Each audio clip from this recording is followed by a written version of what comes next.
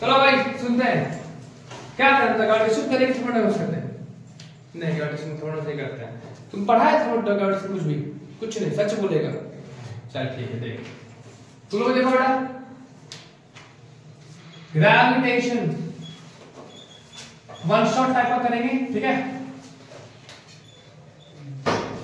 ये बहुत ज्यादा इंपॉर्टेंट चैप्टर्स में से एक है ना जानते हो सब कुछ बहुत टॉपिक्स इसके अंदर ग्रेविटेशन से पहले चीज क्या बात करेंगे सुनना ध्यान से सबसे पहले बात करने वाले हैं हम लोग Newton's law of gravitation Newton's law of gravitation तो ग्रेविटेशन को अगर हम जाने बढ़िया से तो एक्चुअली में ग्रेविटेशन क्या है तो सुनना ध्यान से तो ग्रेविटेशन एक ऐसा फोर्स है ग्रेविटेशन एक ऐसा फोर्स है जो ऑब्जेक्ट्स को है ना एक दूसरे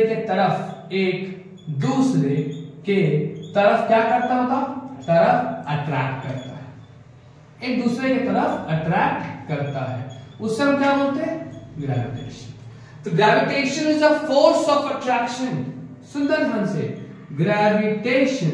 gravitation is a force of attraction ये क्या है फोर्स ऑफ अट्रैक्शन ये फोर्स ऑफ अट्रैक्शन है बिटवीन दो bodies by virtue of mass virtue मतलब होता है डिपेंडेंसी वर्च्यू मतलब ऑफ डिपेंडेंसी तो ये किस पे डिपेंड कर रहा है मास के ऊपर by virtue of masses gravitation दो बॉडीज रहेगा एक बॉडी है m1 और एक बॉडी है m2 दोनों के बीच का डिस्टेंस मान लेते हैं r तो दोनों बॉडीज एक दूसरे के तरफ आकर्षित होंगे और इस फिनोमेना को क्या बोलते हैं हम लोग ग्रेविटेशन याद रखना ग्रेविटेशन कभी भी रिपल्सिव नहीं हो सकता है gravitation can never be repulsive gravitation कभी भी रिपल्सिव नहीं होगा it is always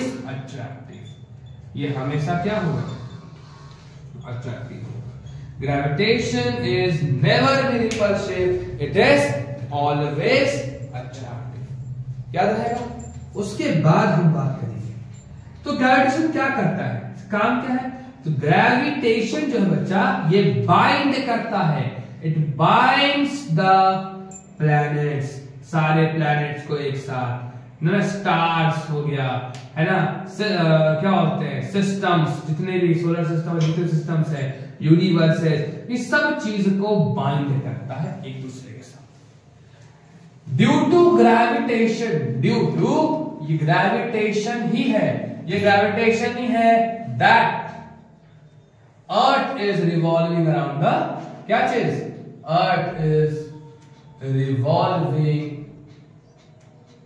around sun gravitation के कारण ही अर्थ क्या कर रहा है सन के साथ घूम रहा है बात समझ में आई कि नहीं कोई दिक्कत वाली बात नहीं है जो आपका अर्थ सरफेस पे जो तुम्हारा अर्थ सरफेस पे देखो टाइड्स बनते हैं हाँ समुद्र में लहरें बनती हैं वो लहरें क्यों बनता है बताओ बोलो ड्यू टू ग्रेविटेशन किसका मून का ग्रेविटेशनल पुल ऑफ मून बात समझ में आई कि नहीं है इस सब लिखे तो अब आते हैं न्यूटन ने क्या बोला था उन्होंने बोला कि आपके पास अगर दो मासेस है m1 और m2 और दोनों के बीच में अगर r डिस्टेंस है तो दोनों के बीच में जो फोर्स होगा मतलब फोर्स वो डिपेंड किस पे करेगा पहला प्रोडक्ट ऑफ मासेस पहला क्वेश्चन क्या बोला उन्होंने force of attraction between the two masses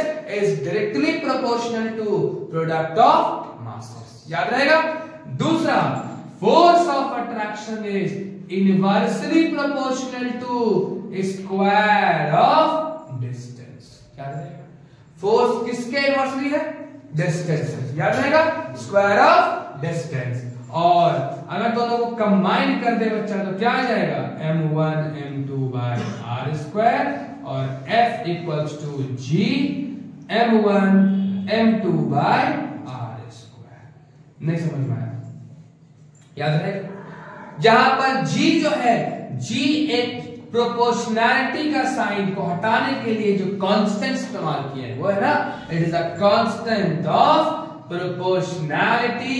और याद रखना कि जी को हम लोग क्या बोलते हैं, यूजीसी, मतलब यूनिवर्सल, बोलो, ग्रेविटेशनल, यूनिवर्सल ग्रेविटेशनल कांस्टेंट। एक मिनट, है ना, यूनिवर्सल ग्रेविटेशनल कांस्टेंट।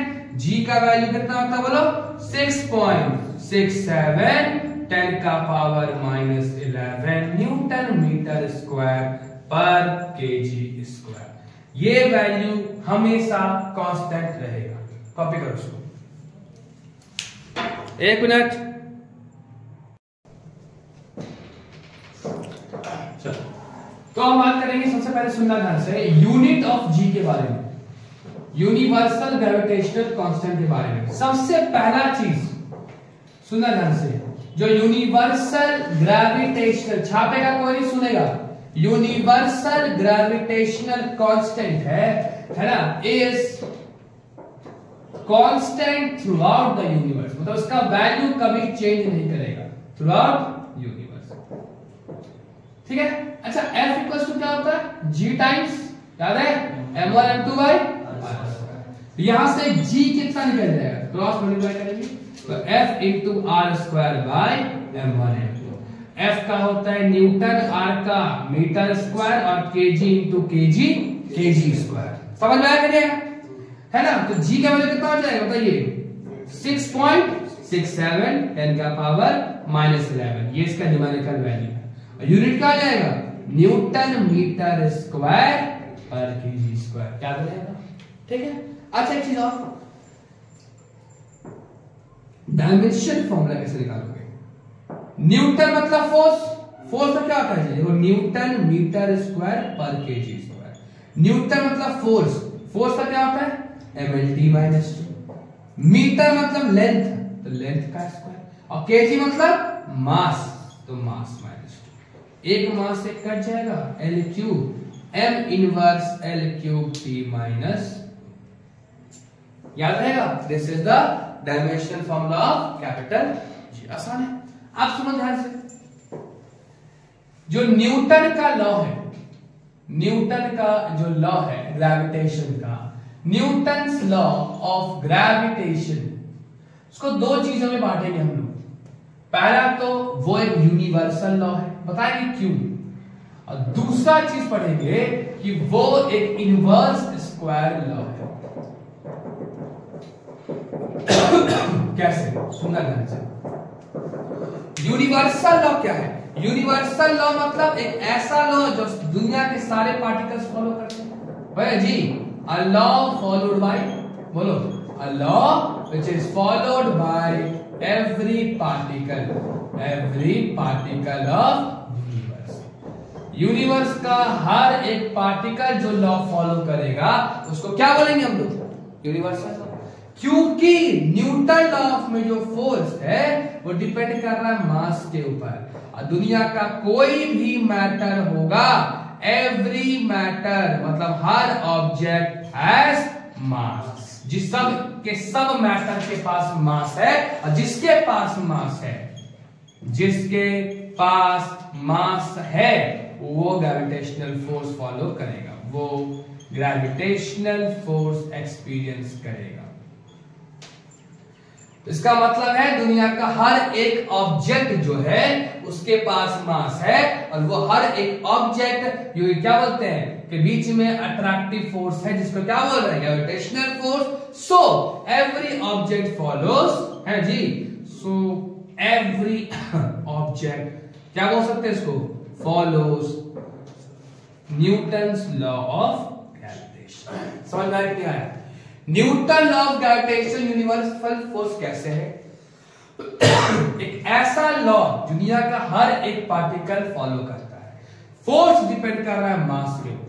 हमारे पास जितने भी मैटर उपलब्ध है सबके पास क्या है, मास है, और जिसके पास मास है उसके पास ग्रेविटेशनल फोर्स है।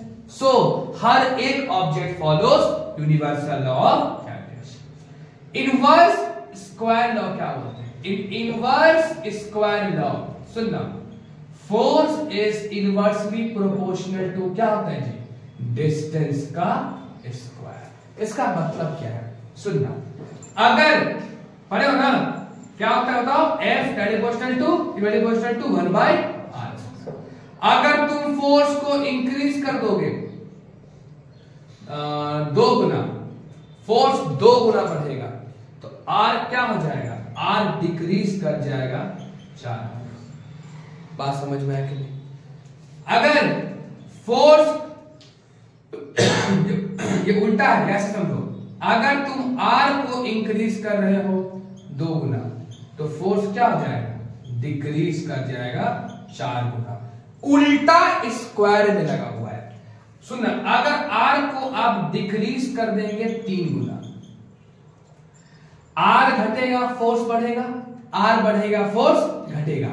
तो R अगर 3 गुना घट रहा है तो फोर्स कितना गुना बढ़ेगा, 9 गुना। स्क्वायर ना, वहीं पे अगर तुम R को बढ़ा दोगे 4 गुना तो R बढ़ेगा तो F क्या होगा, घटेगा। तो R 4 गुना बढ़ रहा है तो फोर्स कितना बढ़ेगा जी, 16 गुना। तो ऐसे ये फॉलो करता है इनवर्स स्क्वायर लॉ। समझ में आया?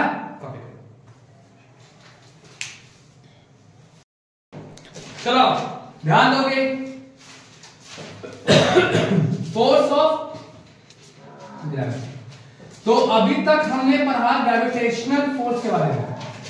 तो ग्रेविटेशनल फोर्स क्या होता है, ग्रेविटेशनल फोर्स मतलब कोई भी 2 मास के बीच का फोर्स है। फोर्स ऑफ ग्रेविटी क्या होगा, फोर्स ऑफ ग्रेविटी ये एक ऐसा फोर्स है, सुनना ध्यान से, ये एक ऐसा फोर्स है जिससे अर्थ कोई भी ऑब्जेक्ट को, जिससे अर्थ कोई भी ऑब्जेक्ट को अपने सेंटर के तरफ खींचता है, अपने सेंटर के तरफ खींचता है। बात समझ में आया कि नहीं? Gravitational force is the force of attraction between 2 masses, और force of gravity is defined, क्या डिफाइन करेंगे इसको, defined as the force with which any object, with which कोई भी object, any object is attracted, any object is attracted towards the center of earth। Force of gravity को define करेंगे, force जिससे कोई भी ऑब्जेक्ट अट्रैक्ट होगा towards the centre of the earth. क्या रहेगा, ठीक। तो आपके पास मान लेते हैं ये हमारा अर्थ है, इसका मास है m, और ये रहा अर्थ का रेडियस, कितना था r, और अर्थ के सरफेस में छोटा सा मास है m। स्मॉल मास जो है ये क्या है तुम्हारा, मास ऑफ ऑब्जेक्ट, याद रहेगा। वहीं पर कैपिटल एम क्या है मेरा, बोलो, mass of earth. Mass of earth आपको याद होना चाहिए, कितना होता है जी, 6 × 10⁻24 kg। आर जो है it is radius of earth, R क्या है, रेडियस ऑफ अर्थ। इसका वैल्यू कितना होता है, 6400 किलोमीटर, या फिर 6.4 10⁻6 मीटर। तो इधर से फोर्स कितना होगा, फोर्स ऑफ ग्रेविटी हो जाएगा जी। एक फोर्स क्या लगा रहा है, अर्थ किसके ऊपर, ऑब्जेक्ट के ऊपर, डिस्टेंस है r। याद रहेगा, G capital M small M by r। F equals to, तो याद रखना, तो अगर हम पुट करें वैल्यूज, पहले पुट करते हैं, एफ इक्वल्स टू जी कितना होगा, 6.67 10⁻11। मास ऑफ अर्थ कितना हो जाएगा, 6 10⁻, बताइए, 6 × 10⁻24। आर कितना हो जाएगा, 6.4 10⁻6 का स्क्वायर, है ना बेटा। ये सारे वैल्यूज है into mass of the earth. जब इसको सॉल्व करोगे ना तो कितना जानते हो, 9.8 × r। तो अगर 8 kg का ऑब्जेक्ट है, इफ m जो कि मेरा क्या है बेटा, मास ऑफ ऑब्जेक्ट, अगर मास ऑफ ऑब्जेक्ट है आपका 1 kg का, कितना है, मास ऑफ ऑब्जेक्ट कितना है 1 kg का, तो आपका फोर्स कितना लगेगा उसके ऊपर 9.8 इंटू 1 मतलब 9.8 न्यूटन। क्या करेगा, मतलब अर्थ अट्रैक्ट्स, या बोल देगा आपका, हाँ बोल सकते हो, अर्थ attracts 1 kg object with a force of, क्या चीज, with a force of 9.8 Newton towards center। तो अगर तुम्हारे पास 2 kg रहा तो क्या होगा 2 इंटू 9.8। अगर किसी का मास कितना है, जैसे मान लेते हैं मेरा मास 70 है, 70 kg इंटू कितना हो जाएगा 9.8। किसी का मास अगर 50 है, 50 इंटू क्या हो जाएगा 9.8। तो जो भी मास होगा उससे 9.8 को मल्टीप्लाई कर दोगे, याद रहेगा। तो अगर कोई ऑब्जेक्ट n kg का है, n kg उसका क्या है मास है, तो उसके ऊपर अर्थ कितना फोर्स लगाएगा n इंटू 9.8 न्यूटन। नहीं समझ में आया? 1 kg का 9.8 था, 2 kg का 2 इंटू 9.8, 3 इंटू 9.8, बात समझ में कि नहीं। वैसे अगर n kg है तो n इंटू 9.8। क्लियर? कॉपी